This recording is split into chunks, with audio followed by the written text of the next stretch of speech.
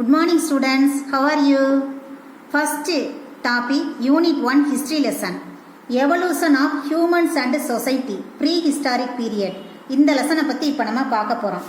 இது என்ன அப்படின்னா, அதாவது மனித பரிணாம வளர்ச்சியும் சமூகமும் எப்படி மனுஷன் வளர்ந்தாங்க அப்படிங்கிற பற்றி, வரலாற்றுக்கு முந்தைய காலத்தை பற்றி இப்போ நம்ம பார்க்க போகிறோம். மனுஷன் எப்படி உருவானா, எதுலேருந்து உருவானா, அதை பற்றி தான் இந்த லெசனில் பார்க்க போகிறோம். To trace the world early history to understanding human evolution, இதை பற்றி இப்போ நம்ம பார்க்க போகிறோம். First one, origin of the earth and the geological ages. ஃபர்ஸ்ட் ஒன் எதுனா புவியோட தோற்றத்தை பற்றி, பூமி எப்படி தோன்றுச்சு அப்படிங்கிறத பற்றி இப்போ நம்ம இதை பார்க்க போகிறோம். Second one, human enquiries in the past and the origin of the world, அதாவது உலகத்தோட தோற்றத்தை பற்றி என்ன செய்ய போகிறோம் நம்ம செகண்ட் ஒன் பார்க்க போகிறோம். அதில் எதெல்லாம் பார்க்க போகிறோம்னா, இந்த ஏஜ் ஆஃப் த ஸ்பெக்குலேஷன்ஸ், ஊகக்காலம், ஸ்டாட்டிகிராஃபி, மண் அடுக்கியல், நேச்சுரல் செலக்ஷன்ஸ், அதாவது உலகில் நேச்சுரல் செலக்ஷன் இயற்கையான தேர்வு, சர்வைவல் ஆஃப் த ஃபிட்டஸ்ட், தகுதியுள்ளது தப்பி பிழைக்கும், ஃபாசில் புதை படிவங்கள் இருக்குல்ல அதை பற்றி, ஸ்டோன் ஏஜ் கற்காலம், பிரோன்ஸ் ஏஜ் வெண்கல காலம், அயன் ஏஜ் இரும்பு காலம், இதை பற்றி தான் இப்போ நம்ம என்ன செய்ய போகிறோம், இப்போ நம்ம பார்க்க போகிறோம். ஃபர்ஸ்ட் ஒன் பில்லியன் மீன்ஸ் என்ன அப்படின்னா 100 crores. 1 million means 10 lakhs. ஓகேயா? 1 billion means 100 crore. 1 million means 10 lakhs. அதே மாதிரி பிசி, அதாவது கிறிஸ்துவுக்கு முன்னால கிறிஸ்துவுக்கு பின்னாலன்னு சொல்கிறோம்ல, BC means before common era, AD means common era பிந்தைய காலம். ஓகேயா? இப்போ ஆர்கியாலஜினா என்னன்னு பார்க்க போகிறோம். ஆர்கியாலஜி அப்படின்னா is the study of human past through the analyse in interpretation of material remains, என்ன புதையில மண்ணில் என்ன படிஞ்சிருக்கு அப்படிங்கிறத பற்றி. இப்போ சிவகங்கைக்கு பக்கத்தில் கீழடிங்கிற இடத்துல ரிசர்ச் பண்ணிட்டு இருக்காங்கல்ல, மக்கள் எதெல்லாம் வச்சு வாழ்ந்துருக்காங்க, எப்படி இருந்தாங்க அப்படிங்கிறத பற்றி மண்ணுக்குள்ளே இருக்கக்கூடிய இதை புதை படிவங்களை தோண்டி ஆராய்ச்சி பண்ணுறதுக்கு பேர் தொல்லியல், அந்த ஆர்கியாலஜி அப்படின்னு பேர். பாலியோ ஆந்த்ரோபாலஜி அப்படிங்கிறது என்ன அப்படின்னா, மனுஷன் எப்படி பிறந்தான், அவனோட வளர்ச்சி பரிணாம வளர்ச்சி என்ன அப்படிங்கிறத பற்றி பார்க்குறதான் பாலியோ ஆந்த்ரோபாலஜி. மனுஷனோட எலும்பு எப்படி இருந்துச்சு, அவன் எப்படி ஃபர்ஸ்ட் வாழ்ந்தான் அப்படிங்கிறத பற்றி பார்க்குறதான் என்னது பாலியோ ஆந்த்ரோபாலஜி. ஓகே ஸ்டூடெண்ட்ஸ், இப்போ second one, human enquiries into the past and the origin and the world, the age of the speculations, ஊக காலம் எப்படி இருந்திருக்கலாம் அப்படிங்கிறது. அப்படின்னா humans are the only species on earth concerned with understanding as well as explaining the world and the universe. World எப்போ தோன்றுச்சோ அப்போவே மனுஷங்களும் வந்துட்டாங்க. அப்போ இவங்க ரெண்டுக்குமே சம்மந்தம் இருக்குது, வேர்ல்டு தோன்றுனதுக்கும் மனுஷன் வாழ்கிறதுக்கும் ரெண்டுக்குமே கனெக்ஷன் இருக்குது. செகண்ட் ஒன், ஸ்டாட்டிகிராஃபி, மண் அடுக்கு, அதை லேயர் லேயராக இருக்கும் பார்த்தீங்களா, மண்ணை தோண்ட தோண்ட பாறை அடுக்கு கல் அப்படி இருக்கும் பார்த்தீங்களா, stratigraphy. Stratigraphy the study of origin, nature and relationship of rock and soil layer and they were formed due to natural and cultural activities. மண் அடுக்க பற்றி பார்க்குறோம் சரியா? ஓகேயா? இதில் ஸ்டாட்டிகிராஃபியில் இந்த மியூசியம்லாம் எப்படி இருந்திருக்கு அப்படிங்கிறத பற்றி பார்க்க போகிறோம். இந்த oldest museum first, the museum of Ennigaldi Nanna in Mesopotamia was established in 530 BC. The princess Ennigaldi was the daughter of the Neo-Babylonian king Nabonidus. நபோனிடஸோட மக என்னிகால்டி, அவளோட பேரில் அவளோட ஞாபகார்த்தத்தில் இந்த மெசபடோமியாவில் இந்த மியூசியம் இருக்கு. செகண்ட், இது பழமையான museum. The Capitoline Museum in Italy is perhaps the oldest surviving museum. Next at present, இப்போ ரீசெண்டாக இருக்கக்கூடிய மியூசியம் என்னன்னா இட்டாலியில் இருக்கக்கூடிய கேபிட்டோலைன் மியூசியம். ஓகேயா? Ashmolean Museum of Oxford University is the oldest university museum in the world. வேர்ல்டுலே Oxford அந்த oldest university இருக்குல்ல, அந்த ஓல்டஸ்ட் மியூசியம் எது அப்படின்னா இந்த Oxford. It was established in the 1677. ஓகேயா?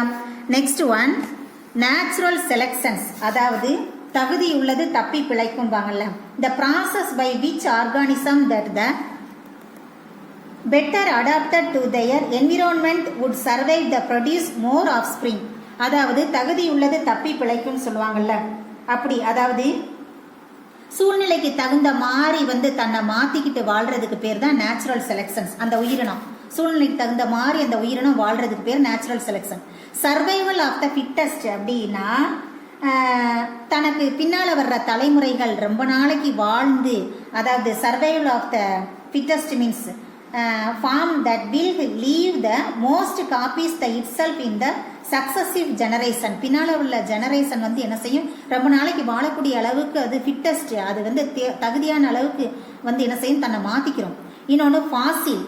Fazil means prehistoric animals or plant that turns into stone over the period of the time because of chemical and physical process. என்னது அப்படின்னா, கடந்த காலத்தில் வாழ்ந்த அந்த விலங்கோ இல்லை வந்து மனிதர்களோ அந்த புதை படிவம் படிஞ்சிருக்குன்னு பற்றியலா, அதை பற்றி தெரிஞ்சுக்கிறதுக்கு பேர் தான் ஃபாசில். புதை படிவத்தை பற்றி, ஒன்று விலங்காக இருக்கலாம் இல்லை மனுஷங்களாக இருக்கலாம், எதையாவது பற்றி. Next one stone age. இந்த ஸ்டோன் ஏஜ் இரும்பு, அதாவது கற்காலம் அப்படின்னு சொல்லுவோம்ல, ஸ்டோன் ஏஜ் பழங்காலத்தில். த period when stone was mainly used for making implements. அந்த கற்காலத்தில் மக்கள் எப்படி வாழ்ந்தாங்கிறத பற்றி பார்க்குறது. பிரோன்ஸ் ஏஜ் வெண்கல காலம். பிரோன்ஸ் ஏஜ் வெண்கல காலம். The period when bronze metallurgy developed. இந்த கற்காலத்திலிருந்து கொஞ்சம் வந்து கொஞ்சம் நல்ல நாகரிகமானது தான் என்னதுன்னா பிரோன்ஸ் ஏஜ். இதுக்கப்புறம் கொஞ்சம் நல்லா, அதாவது மனுஷன் வந்து மாடலாக மாறினா பற்றிகளா, அதுக்கப்புறம் வந்த காலம் தான் அயன் ஏஜ், இரும்பு காலம். ஓகேயா? The iron age the period when iron was smelted to the produce implements. இது நெக்ஸ்ட் ஒன். இப்போ இதை நம்ம பார்த்துட்டோம். Third one prehistory. ப்ரீ ஹிஸ்ட்ரியில் from Australopithecus through Homo erectus and Homo sapiens.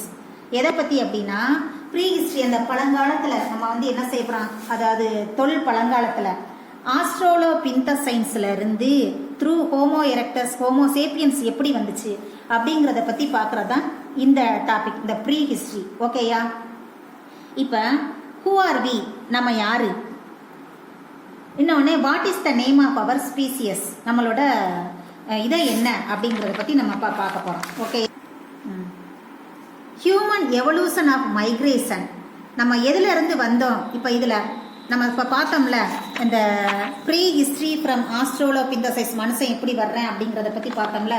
அதில் நம்ம எதெல்லாம் பார்க்க போகிறோம் அப்படின்னா, ஃபஸ்ட்டு இந்த ப்ரீ ஹிஸ்டாரிக் கல்ச்சர், அதில் லோவர் பாலியோலித்திக் கல்ச்சர். இது என்ன அப்படின்னா, ஃபஸ்ட்டு ப்ரீ ஹிஸ்ட்ரி, இது எதை பற்றி அப்படின்னா தொல் பழங்கால பண்பாடு.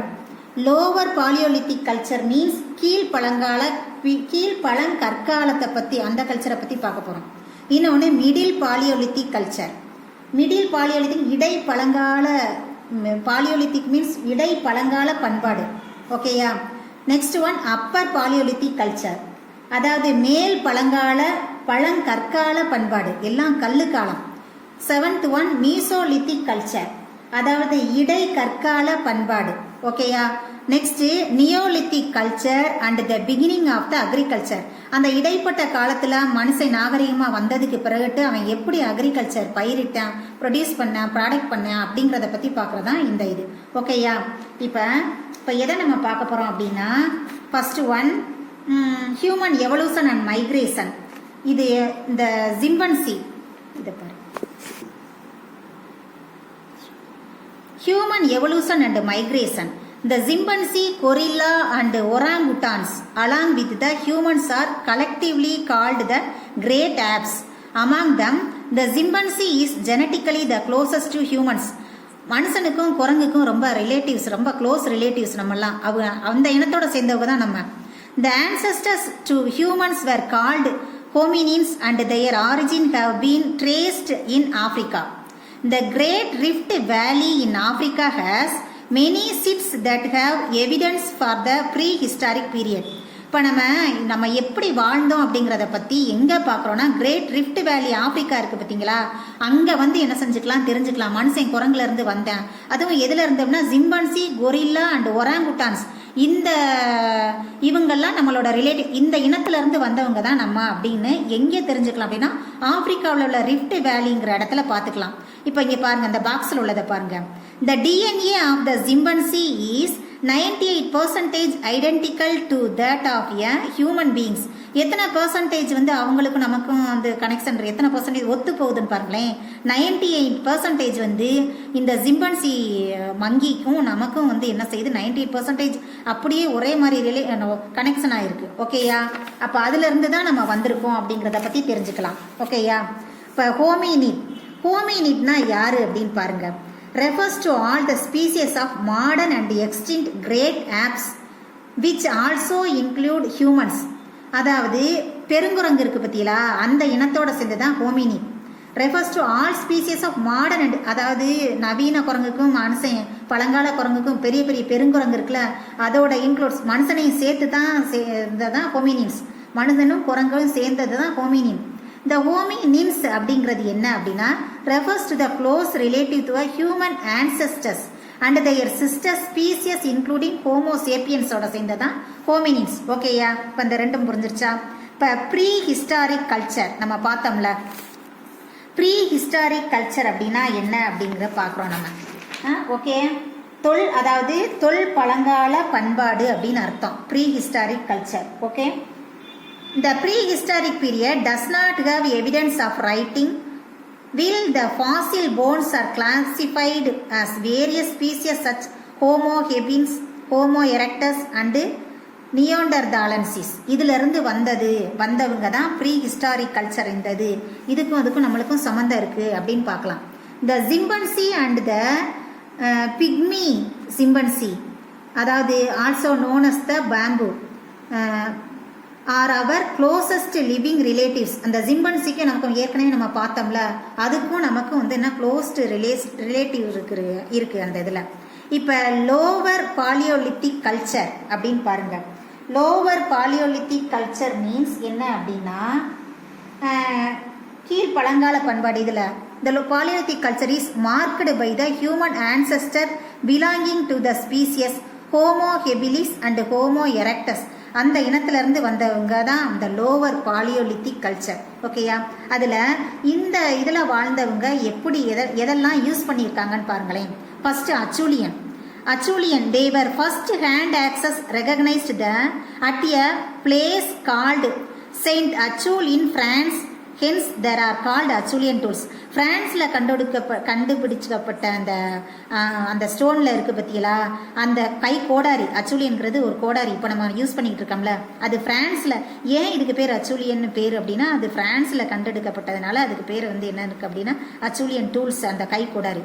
பைஃபேஸ் இந்த இதிலே பார்த்துருப்போம். இந்த ஸ்டோன்ஸ் ஆஃப் அந்த இதெல்லாம் ஸ்டோன்ஸ் டூல்ஸ் ஃப்ரம் கென்யாவில் கண்டெடுக்கப்பட்ட எத்தனை மில்லியன் இயர்ஸ்க்கு முன்னால் எடுத்திருக்காங்கன்னு பாருங்கள் என்னென்ன ஸ்டோன்ஸுன்னு. அப்புறம் அந்த ஓல்டு வாய் காப்பர், அந்த வெட்டு கருவி, இதெல்லாம் வந்து அந்த காலத்தில் இப்போ கீழடியில் தோண்டி எடுக்கிறாங்கல்ல, அது மாதிரி அந்த காலத்தில் என்னென்ன ஸ்டோன்ஸ்லாம் வந்து யூஸ் பண்ணியிருக்காங்கங்கிறத பற்றி பார்க்குறது. இப்போ பைஃபேசஸ்னால் இருமுக கருவி அப்படின்னு அர்த்தம். Are tools that have flaking on both sides, அதாவது பைஃபேசஸ் அப்படின்னா ரெண்டு பக்கமும் கூரிய, அதாவது ஷார்ப்பாக இருக்கும், ரெண்டு பக்கமும் வெட்டுற மாதிரி. அப்படின்னா அது கண்டிப்பாக அந்த கோடாரி மாதிரி இருக்குது பற்றியலா, அதுதான் அந்த பைஃபேசஸ். சப்சிஸ்டன்ஸ் நெசசிட்டிஸ் அதை of prehistoric humans were mainly food and water.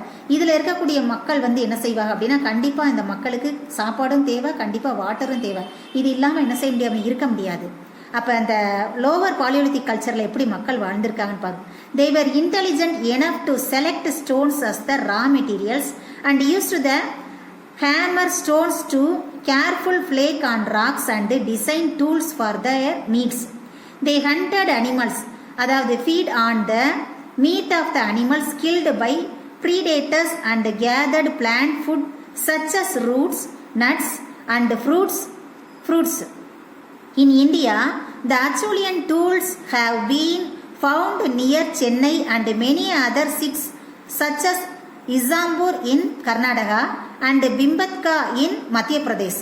மக்கள் வந்து இதை இப்போ இந்த பீரியடில் அந்த லோவர் பாலியோலித்திக் கல்ச்சரில் வாழ்ந்தாங்கல்ல, அந்த மக்கள் எப்படி வாழ்ந்திருக்காங்கன்னா அந்த ரா மெட்டீரியல்ஸ், அந்த ஸ்டோன்ஸை வச்சு ஹேமர், அதாவது கோடாரி, அந்த ஹேமர் சுத்தியல் இதை வச்சு வந்து என்ன செஞ்சுருக்காங்க, நிறைய ராக்ஸை வந்து என்ன செஞ்சுருக்காங்க, மெருகூற்றி பாறையை உடைச்சி அந்த தேவையான கல் டூல்ஸு நிறைய ஆயுதங்கள் தயார் பண்ணியிருக்காங்க.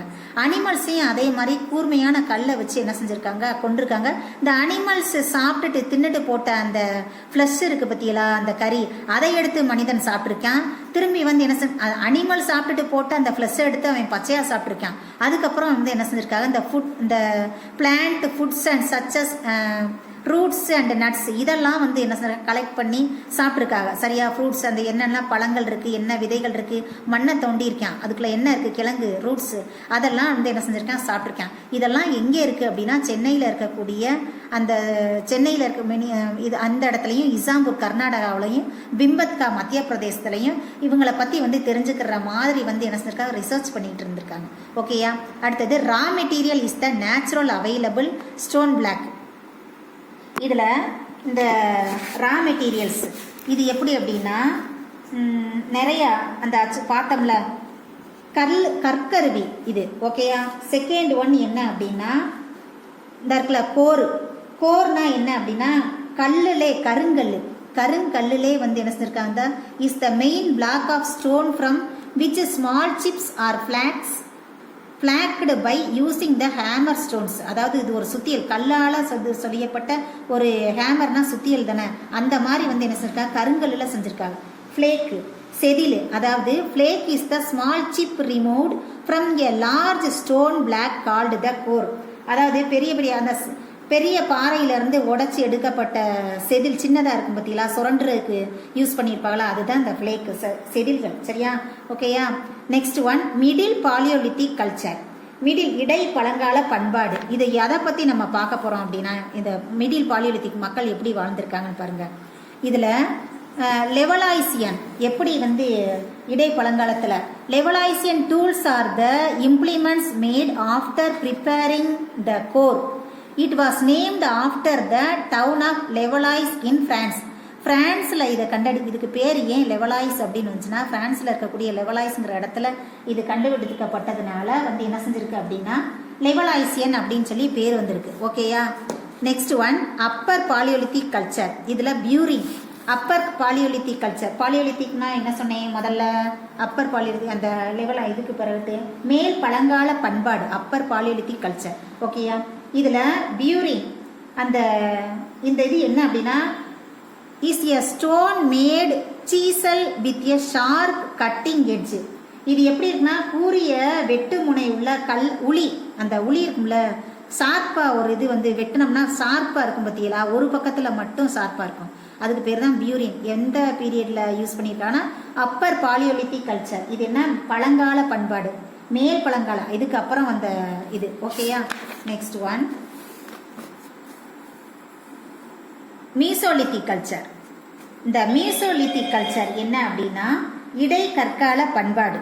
Mesolithic period is known as the Middle Stone Age as it placed between the Paleolithic and Neolithic period. ரெண்டுமே இடைப்பட்ட காலத்தை தான் மீசோலித்திக் கல்ச்சர் அப்படின்னு சொல்லலாம், இடை கற்கால பண்பாடு அப்படின்னு சொல்லி பேர். ஓகேயா.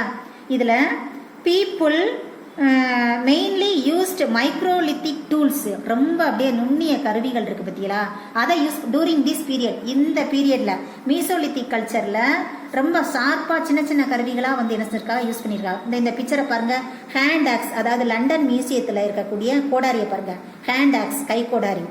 அதுக்கடுத்து ஃப்ளிண்ட் பைஃபேஸ் ஃப்ரம் இருமுக கருவின்னு சொல்லுவாங்கள்ல, செயின்ட் அச்சூல், இந்த பிரான்ஸில் இருக்கக்கூடிய செயின்ட் அச்சூல் அப்படிங்கிற இடத்துல இருக்கக்கூடிய இந்த மியூசியத்தில் இருக்கக்கூடிய அந்த ஸ்டோன்ஸு. கிளீவர், இந்த ஸ்டோன்ஸையும் பாருங்கள். அப்புறம் middle palaeolithic flakes and the tools இந்தியாவில் இருக்கக்கூடிய அந்த மிடில் பாலியோலித்திக் அந்த ஸ்டோன்ஸையும் பாருங்கள். எதெல்லாம் வந்து மக்கள் வந்து எப்படி யூஸ் பண்ணியிருக்காங்க. ஓமோ, இந்த கிளிப்ஸ் பாயிண்ட், இந்த சின்ன சின்ன சிப்ஸ், அந்த செதில்கள் இருக்க பற்றியலா, ஃப்ளாக்ஸ் அப்படின்னு சொல்லி பார்த்தோம்ல, அந்த மாதிரி சின்ன சின்ன அந்த கருவிகள். இப்போ இந்த பீரியடில் எதில் மீசோலித்திக் கல்ச்சரில் மைக்ரோலித்ஸ் அப்படின்னு சொல்லக்கூடிய are stones artefact of small size. எப்படின்னா சின்ன சின்ன, அதாவது சின்ன நுண்ணிய கருவிகளில் வச்சு எப்படியெல்லாம் அவங்க வந்து யூஸ் பண்ணியிருந்திருக்காங்க, ரொம்ப ஷார்ப்பாக இந்த ரொம்ப நுண்ணிய கருவிகளை வச்சு அவங்க யூஸ் பண்ணியிருந்திருக்காங்க. அதில் ராக் பெயிண்டிங் ஃப்ரம் பிம்பத்காவில் இருக்கக்கூடிய அந்த பிக்சரை பாருங்கள். இன்னொன்று லாஸ்கஸ், அந்த ராக் பெயிண்டிங் ஃப்ரம் வெஸ்ட் ஃப்ரான்ஸில் இருக்கக்கூடிய பெயிண்டிங்ஸ் எப்படி அழகாக நேச்சுரலாக அந்த காலத்தில் பெயிண்டே இல்லை, அந்த காலத்திலே வந்து என்ன செஞ்சுருக்காங்க, அந்த பச்சிலைகள் இருக்குது பற்றிங்களா, அதை வச்சு என்ன செஞ்சிருக்காங்க, பெயிண்ட் பண்ணி அழகாக பாறையிலே வந்து என்ன செஞ்சுருக்காங்க, என்ன அழகான பிக்சர்ஸ்ன்னு பாருங்கள். ராக் அந்த பெயிண்டிங்லே அந்த பிம்பத்காவில் இருக்கக்கூடிய அந்த இதெல்லாம் வந்து என்ன செஞ்சுருக்காங்க, அப்போவே வந்து எவ்வளோ மாடர்னாக நல்ல ஒரு, அதாவது இப்போ தான் வந்து டெக்னாலஜியில் நம்ம வந்து என்ன டெக்னாலஜியில் இந்த ஃபோனு இதிலலாம் நம்ம நிறைய டெக்னாலஜியில் வளர்ந்துக்கிட்டு இருக்கிற இந்த காலத்தில் நம்ம எல்லா வசதிகளும் இருக்குது. ஆனால் அப்போவே ஒன்றுமே இல்லாத, எந்த வசதியுமே இல்லாத காலத்துலேயும் அழகாக பெயிண்ட் பண்ணியிருக்காங்க, படிப்பறிவு இல்லாத காலத்திலே பாருங்கள். Next neolithic culture and the beginning of agriculture. இந்த பீரியட்லேருந்து பின்னால் அடுத்தடுத்து வந்து என்ன செஞ்சுட்டா நாகரிகமாக வந்துட்டாங்க. எப்படி வர்றாங்கன்னு பாருங்களேன். நியோலித்திக் ஏஜ், இந்த என்னெல்லாம் பயிரிட்டுருக்காங்கன்னு பாருங்கள். The Neolithic age is called the New Age because of new grinding and polishing techniques used for the tools. இப்போ வந்து அந்த திங்ஸ் எல்லாம் என்ன செஞ்சுருக்காங்க அப்படின்னா நல்லா ஷார்ப்பாக சைனிங்காக நல்லா பாலிஷ் பண்ணி அந்த அயன் ஏஜ் அந்த அந்த மாதிரி கற்காலம் நல்ல கூரிய கருவிகளை வச்சு வந்து என்ன செஞ்சுருக்காங்க, நல்லா மாடர்னாக மனிதன் வந்து பச்சைக்கறியை சாப்பிட்டவன் இப்போ தான் சுட்டு சாப்பிட ஆரம்பிச்சிருக்கான், வாழணும் நல்ல தனக்குன்னு ஒரு வீடு இருக்கணும்னு நினச்சிருக்கான், அப்படி வாழ்ந்துருக்காங்க பாருங்கள். என்னெல்லாம் பயிரிட்டுருக்காங்கன்னு பாருங்கள். இந்த wheat, barley and peas were cultivated around 10,000 years age ago. Fruits and nuts trees were cultivated around 4000 BC. They comprised olivers, figs, oliver and olive, figs na அத்திப்பழம், dates, pomegranates and grapes. இதெல்லாம் வந்து என்ன செஞ்சிருக்காங்க, பயிரிட்டிருக்காங்க அந்த காலத்திலே. அதாவது அவன் animals தின்னு போட்ட அந்த ஃப்ளஷ்ஷு மீட்டை சாப்பிட்ட அந்த அவன் பின்னால் வந்து என்ன செஞ்சிட்டான், அவனுக்குன்னு நிரந்தரமாக பயிரிட ஆரம்பிச்சிருக்கான். அவனுக்குன்னு திரும்பி வந்து என்ன செஞ்சிருக்கான், ஷார்ப்பாக கருவிகள் அந்த டூல்ஸ் வந்து செய்ய ஆரம்பிச்சிருக்காங்க, நல்லா பாலிஷ் பண்ணி. Next the introduction of domestications of animals and cultivating plants at home led to production and supply of large quantities of grains and animal foods. The fertile soil deposits by the river on the banks helped the growth of agriculture. என்ன செஞ்சாங்க, இப்போ தான் நமக்குன்னு நிரந்தரமாக பயிரிடணும் அப்படின்னு சொல்லி எங்கே alluvial soil இருக்குது, ஆற்றங்கரை ஓரம் எந்த பக்கம் தண்ணி இருக்கோ அந்த பக்கம் மனுஷன் வந்து என்ன செஞ்சுட்டேன், நிரந்தரமாக நம்ம வாழணும் அப்படின்னு நினச்சிட்டேன். அப்புறம் இந்த அனிமல்ஸையும் வீட்டுக்கு அவனுக்கு உபயோகமாக என்ன அப்படின்னா, எந்த அனிமல் அப்படிக்கும், கவ்வாக இருக்கும், இல்லைனா கோட்டு, டாகு, ஹென்னு, இந்த மாதிரி அனிமல்ஸை வந்து என்ன செஞ்சுட்டேன், அவனுக்கு யூஸ் பண்ணுற மாதிரி அவனுக்கு நல்ல வசதிகள் அவனுக்கு பயன்படக்கூடிய அளவுக்கு அந்த அனிமல்ஸையும் வளர்க்க ஆரம்பிச்சிட்டாங்க. The fertile soil deposits by the river on the banks helped the growth of agriculture. விவசாயம் எங்கே வளரும் அப்படின்னா ஆற்றங்கரையோரத்தில் அவன் குடியிருக்க ஆரம்பித்தான். அப்போ தான் தண்ணி இருக்கும், வளரும், நிறைய அக்ரிகல்ச்சர் பயிரிட முடியும், ப்ராடக்ட் பண்ண முடியும் அப்படின்னு அங்கே குடியிருக்க ஆரம்பிச்சிட்டான். People preferred to live on river banks as it was better for adaptations. As a result of domestications and cultivating plants, there was an excess food productions. The surplus food productions was main factor for the development of early civilizations. அப்போ தான் அவனுக்கு